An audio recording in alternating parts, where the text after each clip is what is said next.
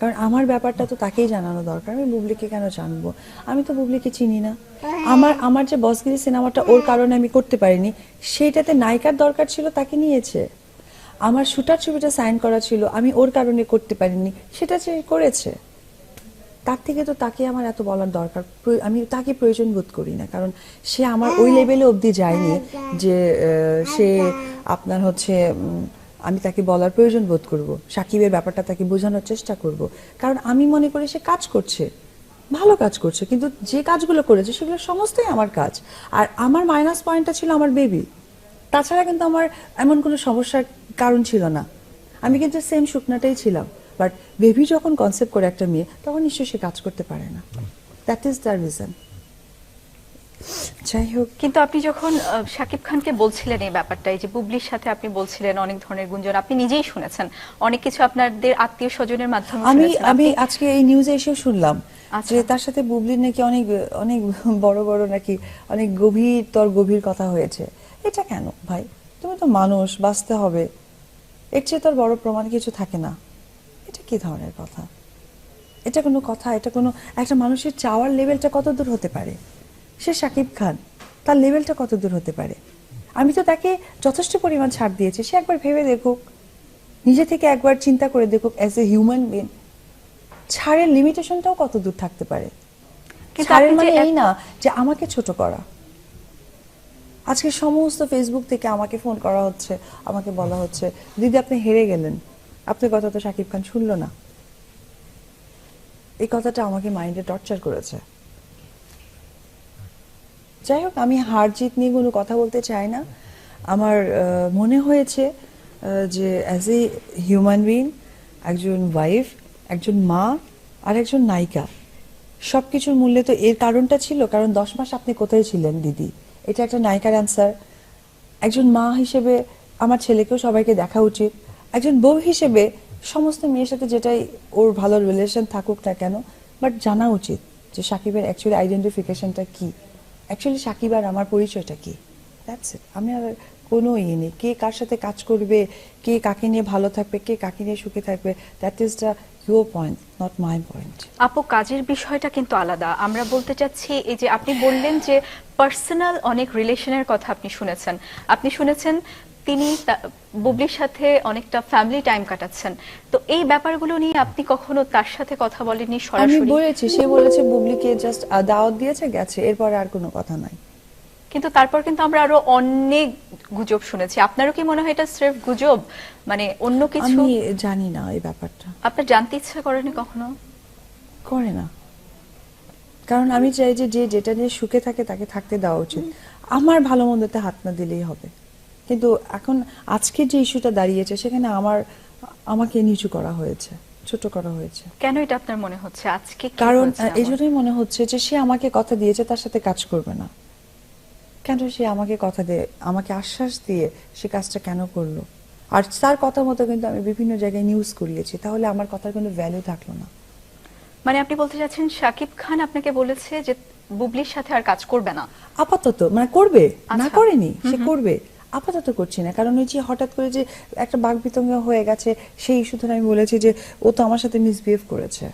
Because of আমি যদি ওকে বলেও থাকি, সে আমার নামে অমুক তমুক হ্যান ত্যান অনেক কথা বলেছে। তো সেই সুবাদে সে বলেছিল যে ঠিক আছে আপাতত, ঠিক আছে, হয়তোবা আমাকে ম্যানেজ করার জন্য।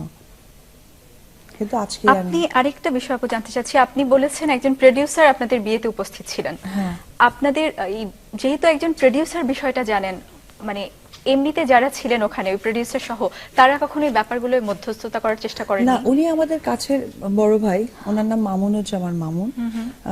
উনি একটা সিনেমা প্রডিউস করেছেন। এই হচ্ছে উনি উনি আমাদের কাছের ভাই আর কি। উনি অনেকটা আমাদের ক্লোজ, অনেক আপন। তার জন্য সাকিবের ভালো আমরা সবাই চাই, উনিও চান, আমিও চাই, আমরা সবাই চাই। কিন্তু ওনারা কখনো চেষ্টা করেননি এই ব্যাপারগুলোয় মধ্যস্থতা করতে? তারা তো বিষয়গুলো জানতেন, তাদের চলচ্চিত্রের স্বার্থ এখানে জড়িত ছিল। আহ, আসলে স্বার্থটা এটাই ছিল যে চলচ্চিত্রে সাকিবের মতো একটা স্টার ও যেন ভালোভাবে কাজ করে, এটাই আমারও কিন্তু আপনিও তো point ছিল। ভালো কাজ করতেন। কাজ করতাম, করব আগামীতে আরো। ঠিক আছে আপু, আসলে আমি আর কথা বাড়াতে চাচ্ছি না।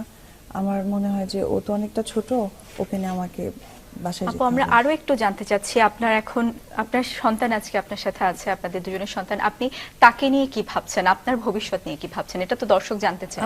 আমার ভবিষ্যৎ, আমি যেহেতু ফিট হচ্ছি, দেখি কামব্যাক করতে চাইবো ভালোভাবে কাজ টাজ করে। আর দর্শকদের কাছে দোয়া চাই আমি যেন ওকে মানুষের মতো মানুষ করতে পারি, অ্যাজ এ হিউম্যান যেন আমি ওকে বড় করতে পারি। আমার তো ছেলে, ওর দ্বারা যেন আর কোনো মেয়ে প্রতারিত না হয়, এটা আমি ওকে শেখাবো। আচ্ছা, আর আপনি মানে আপনার চলচ্চিত্রগুলোতে ফিরতে চান, আপনি বললেন কোন আমি চলচ্চিত্র আমি দিয়ে আপনি আর শুরু 1 করতে মাসের চান? মধ্যে আমি নিজেকে ফিট বলে মনে করব, বা 1.5 মাসের মধ্যে আমি আমার পুরোনো কাজগুলো করব, এবং নতুন কোনো বিষয় নিয়ে যদি আমার সাথে কেউ কথা বলে সেগুলো আমি অবশ্যই তাদের সাথে কথা আলোচনা এর মধ্যে কি আর কাছে কোনো ফিরবো। নতুন কোনো চলচ্চিত্রের প্রস্তাব পেয়েছেন আপনি? না, এর মধ্যে পাইনি, তবে একটার কথা হচ্ছিল, সেটাতে শাকিব খানই ছিল। এখন জানি না সেটার ভবিষ্যৎটা কি হয়ে দাঁড়াবে। আমি এখন টোটালি 1-1.5 মাস আমার ফিজিক্স এবং আমার বাচ্চার প্রতি আমি সময় দিব। এরপরে যেটা করব সেটা হচ্ছে যে আমি কাজে ফিরবো, পুরোনো কাজগুলো করব, দেখি কি হয়। এই যে আপনার বাচ্চা দেখে লোকজন কি বলে, বাচ্চা কার মতো হয়েছে, বাবার মতো না মায়ের মতো? জানি না, তবে এটুকু জানি আল্লাহ তাআলা আমার ছেলেকে বানিয়েছে, মাশাআল্লাহ ও অনেক ভালো। আপনার কি মনে হয় আপনার মতো দেখতে না শাকিব খানের মতো? এটা আমি কি বলবো, এটা দর্শক বলবে, আপনারা বলবেন। বাট ওর ম্যাক্সিমাম অ্যাটিটিউড ওর বাবার মতো, আচ্ছা, ওর হাত পা ওর সবকিছু ওর সবকিছুই ওর বাবার মতো। তো এই আপনার কেমন লাগে এই ব্যাপারটা? আপনার সাথে আপনার সন্তান আছে, আপনাদের আমার দুজনের খুব সন্তান খুব আছে। আনন্দ লাগে, ভীষণ প্রাউড লাগে, মনে হয় যে এই লাইফে আমি সাকসেস, অ্যাজ এ নায়িকা হিসেবে, যে একজন মেয়ে হিসেবে, একজন মা হয়ে সার্থক মনে হয়।